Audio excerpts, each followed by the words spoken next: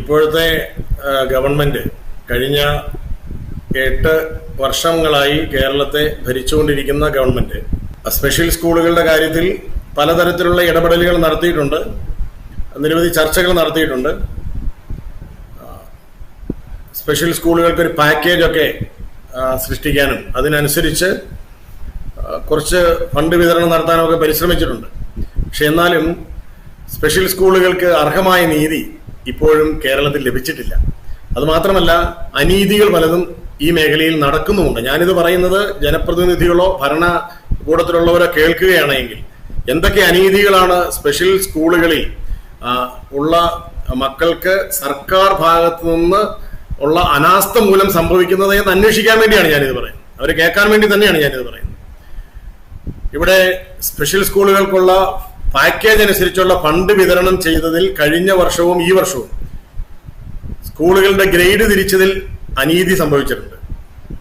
സ്കൂളുകൾക്ക് മനസ്സിലായിട്ടില്ല എങ്ങനെയാണ് ഗ്രേഡ് മാറിപ്പോയത്, എന്തുകൊണ്ടാണ് പണം കഴിഞ്ഞ വർഷം കിട്ടിയതുപോലെ ഈ പ്രാവശ്യം കിട്ടാതെ വരുന്നത്. അത് വിതരണം ചെയ്യുന്നവരുടെ താല്പര്യത്തിനനുസരിച്ച് വാങ്ങിക്കുന്നവർക്ക് കുറവും കൂടുതലും ലഭിക്കുന്നത് നീതി എന്ന് വിളിക്കാൻ പറ്റില്ല. അത് സ്വജനപക്ഷപാതമെന്നോ സ്വാർത്ഥ താല്പര്യമെന്നോ വിളിക്കാൻ പറ്റുള്ളൂ. അത്തരത്തിലുള്ള അനീതികൾ ഇപ്പോഴും കേരളത്തിൽ സ്പെഷ്യൽ സ്കൂളിന് വേണ്ടിയുള്ള നീതി വിതരണത്തിൽ സംഭവിക്കുന്നുണ്ട് എന്നുള്ള ഒരു കാര്യം ഞാൻ നേരിട്ട് അനുഭവിച്ചിട്ടുള്ള ഒരു കാര്യം കൂടെ പറഞ്ഞുകൊണ്ട് ഞാൻ അങ്ങനെ അവസാനിപ്പിക്കുകയാണ്. 2018 ഏകത എന്ന പേരിൽ കേരളമെന്നല്ല ഭാരതമെന്നല്ല ലോകം തന്നെ കണ്ടിട്ടുള്ളതിൽ ഏറ്റവും വലിയ ഒരു സ്പെഷ്യൽ സ്കൂൾ അത്ലറ്റിക് മേള ഞങ്ങൾ ഗ്രീൻഫീൽഡ് സ്റ്റേഡിയത്തിലും LNCP സ്റ്റേഡിയത്തിലുമായിട്ട് നടത്തി. LNCPയിൽ Rani Lakshmibai national college of physical education എന്ന സായിയുടെ കാര്യവട്ടത്തുള്ള ആ ഒരു കലാലയം, സത്യത്തിൽ ഞാനതിനെ ദേവാലയം എന്നാണ് വിളിക്കുന്നത്, കിഷോർ കുമാർ സാറിന്റെ നേതൃത്വത്തിലുള്ള 70ഓളം അധ്യാപകരും 300ഓളം വിദ്യാർത്ഥികളും ഞങ്ങൾക്ക് വോളണ്ടിയേഴ്സ് ആയിട്ട് വന്നു. ഒപ്പം 100 കണക്കിന് വിദ്യാർത്ഥികൾ പുറത്തുനിന്നും വന്നു. അങ്ങനെ ഞങ്ങൾ 15,000 ഭിന്നശേഷിയുള്ള മക്കളെ ഒരുമിച്ച് ചേർത്ത് ഗിന്നസ് വേൾഡ് റെക്കോർഡായിരുന്നു, ഏഷ്യ ബുക്ക് ഓഫ് റെക്കോർഡ്സ് ആയിരുന്നു. 15,000 ഭിന്നശേഷിയുള്ള മക്കളും ഒപ്പം 4,000ഓളം വോളണ്ടിയേഴ്സും കോച്ചസും പേരൻസും എല്ലാം കൂടെ ചേർന്നൊരു വലിയ സമൂഹം. സർക്കാരിന് മുമ്പിൽ ഞങ്ങൾ ആപ്ലിക്കേഷൻ വെച്ചപ്പോൾ ഞങ്ങളുടെ മൊത്തം ചെലവ് 1.5 കോടി രൂപ വരുമെന്ന് മനസ്സിലാക്കി 75 ലക്ഷം രൂപ ഞങ്ങൾക്ക് സ്പോൺസർ കിട്ടിയിരുന്നു.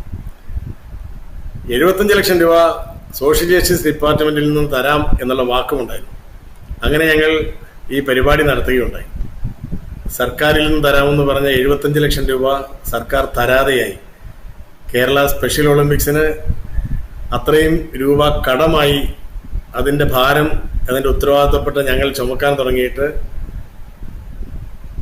ഇത്രയും വർഷമായി. 2018 തൊട്ട് 24 വരെ ഞങ്ങൾ ചുമക്കുകയാണ്.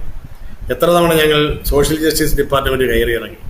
ഞാനിത് പറയുന്നത് കേൾക്കുമ്പോൾ സോഷ്യൽ ജസ്റ്റിസ് ഡിപ്പാർട്ട്മെന്റിലെ അന്നത്തെ സെക്രട്ടറി സാർ ഉൾപ്പെടെ, സോഷ്യൽ ജസ്റ്റിസ് ഡിപ്പാർട്ട്മെന്റിൽ ഇപ്പോഴുള്ളവർ ഉൾപ്പെടെ കേൾക്കാൻ വേണ്ടി തന്നെയാണ് ഞാൻ പറയുന്നത്. 2018 ഏകത എന്ന പേരിൽ നടത്തിയ സ്പെഷ്യൽ ഒളിമ്പിക്സിൽ സർക്കാർ തരാമെന്ന് പറഞ്ഞിരുന്ന പണം തരാതിരുന്നതിന്റെ കാരണം എന്താണ്? എന്തുകൊണ്ടാണ്? ഞങ്ങൾ മുഖ്യമന്ത്രിയെ എത്രയോ തവണ കണ്ടു, സോഷ്യൽ ജസ്റ്റിസ് മന്ത്രിയെ കണ്ടു, എത്രയിടത്ത് കയറി ഇറങ്ങി. എങ്ങനെ ഒഴിവാക്കാം, എങ്ങനെ തരാതിരിക്കാം എന്നുള്ളതിനെപ്പറ്റി ഗവേഷണം നടക്കുന്നവരുടെ ഇടയിൽ നിന്ന് ഈ മക്കൾക്കുള്ള നീതി ലഭിക്കില്ല എന്ന് മാത്രമല്ല, ഈ അനീതിയുടെ ഭാരം ബാക്കി തലമുറകളോളം ഞങ്ങൾ ചുമക്കേണ്ടി വരികയും ചെയ്യുകയാണ്.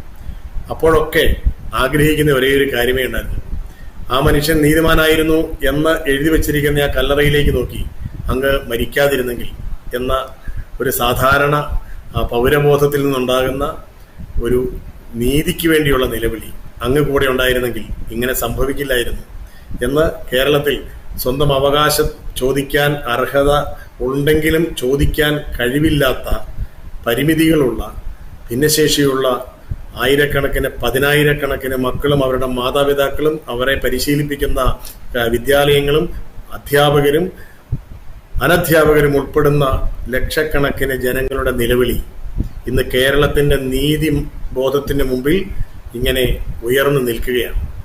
അങ്ങ് മരിക്കാതിരുന്നെങ്കിൽ എന്ന ഒരു ചോദ്യവുമായിട്ട്.